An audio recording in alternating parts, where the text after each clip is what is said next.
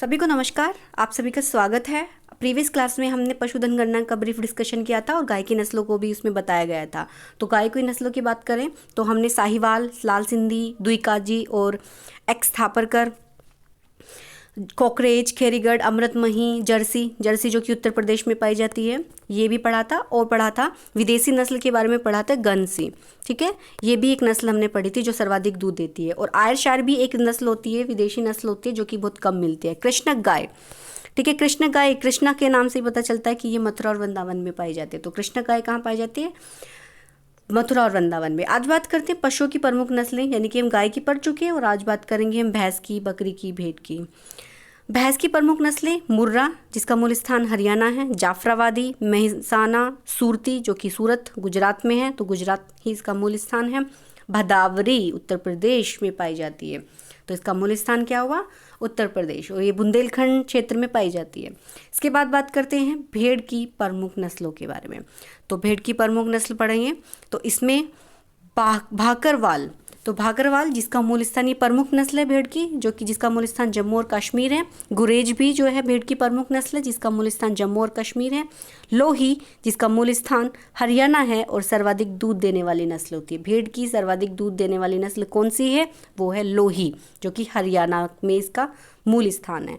जालौनी की बात करते हैं तो जालौनी जो है उत्तर प्रदेश में पाई जाती है, इसका मूल स्थान जो है उत्तर प्रदेश है। बीकानेरी जो राजस्थान में पाई जाती है, इसका जो मूल स्थान है वो राजस्थान है। और नेल्लोरी और बीकानेरी के साथ साथ जो है राजस्थान में एक भारवाड़ी भी पाई जाती है, तो आपको याद रखना है भारवाड़ी। ठीक है, भारवाड़ी और बीकानेरी दोनों नस्ल, भेड़ की जो दोनों नस्ल है वो राजस्थान में पाई जाती है, नेल्लोरी कर्नाटक और राजस्थान।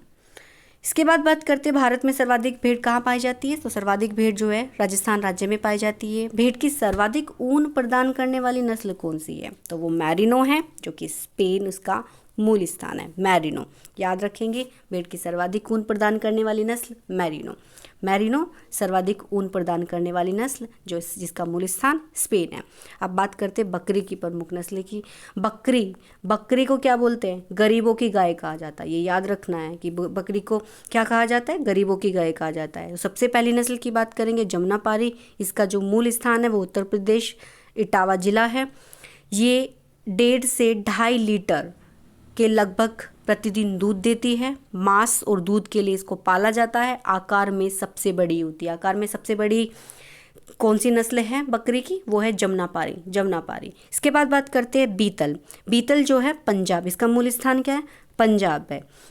ठीक है, ये भी मांस और दूध के लिए पाई जाती है। और ये किसके सिमिलर होती है? जमुनापारी के सिमिलर होती है, यानी कि ये जमुनापारी से मिलती जुलती है। इसके बाद बात करते हैं बर्बरी की।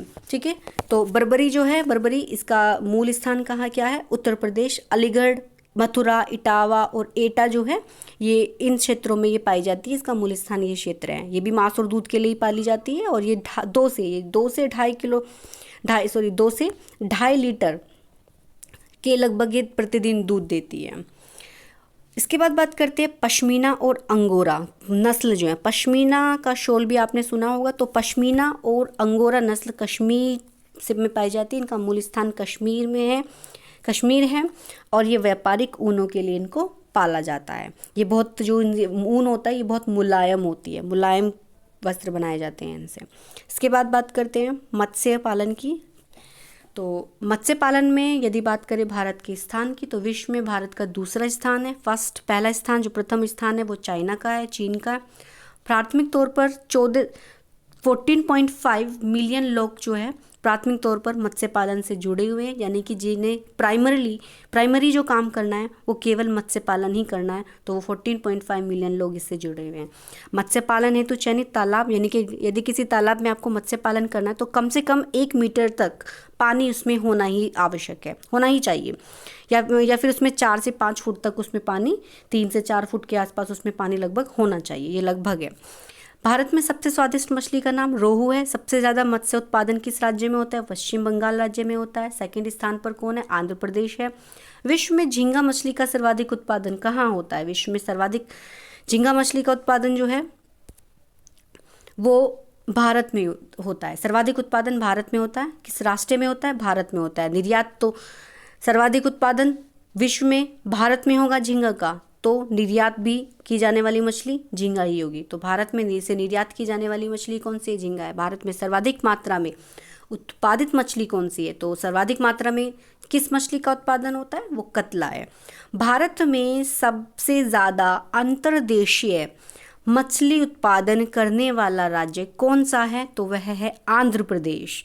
समुद्री मछली भारत देश आपको पता ही है, सबसे लंबी सीमा किसकी है? तटीय सीमा गुजरात की है। तो समुद्री मछली जो है, समुद्री मछली का पालन उत्पादक राज्य कौन होगा? वो गुजरात होगा। ठीक है, आगे बढ़ते हैं। और अभी इसमें मैं मत्स्य उत्पादन से के संबंध में एक बात और याद रखनी है कि जो विश्व मत्स्य दिवस है, वो विश्व मत्स्य दिवस जो है 21 नवंबर को मनाया जाता है। तो विश्व मत्स्य दिवस कब मनाया जाता है? 21 नवंबर को। और भारतीय वैश्विक मत्स्य उत्पादन में भारत का योगदान कितना है? 7.7%। 7.7% का योगदान देता है भारत वैश्विक मत्स्य उत्पादन में। इसके लिए, जिससे मत्स्य का उत्पादन बहुत ज़्यादा अच्छा हो, इसमें वृद्धि हो, तो इसलिए प्रधानमंत्री मत्स्य संपदा योजना का भी शुरुआत किया गया था। प्रधानमंत्री मत्स्य संपदा योजना को भी चलाया गया था सितंबर 2020। ठीक है, सितंबर 2020 को प्रधानमंत्री मत्स्य संपदा योजना की शुरुआत की गई थी, जिसका उद्देश्य क्या था कि 22 मिलियन मीट्रिक टन तक का मत्स्य उत्पादन हो। लेकिन कब तक हो? 2024 से 25 तक। 2024-25 तक जो है 22 मिलियन मीट्रिक टन तक जो है मछली उत्पादन का स्तर तक उनको पहुंचना है। कब तक पहुंचना है? 2024 से 2025 के बीच तक हमें वहाँ तब तक 22 मिलियन मीट्रिक टन का उत्पादन करना है। निर्यात में बात करें मत्स्य की, तो निर्यात में मत्स्य में हमारा जो स्थान है वो है चौथा स्थान। तो 4th स्थान पर हम हैं निर्यात में। अब बात करते हैं गर्भावस्था सारणी की। तो ये दिन में बताई गई है। गाय का जो गर्भावधि होती है वो 280 से 285 दिन है। भैंस की 300 से 310 है।